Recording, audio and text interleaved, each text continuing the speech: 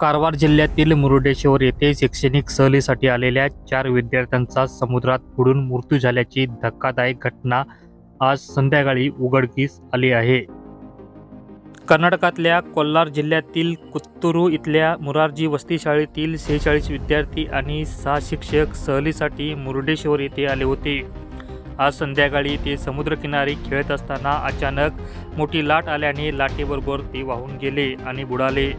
त्यातील एका विद्यार्थिनीचा मृतदेह सापडला असून उर्वरित तिघांचा शोध सुरू आहे।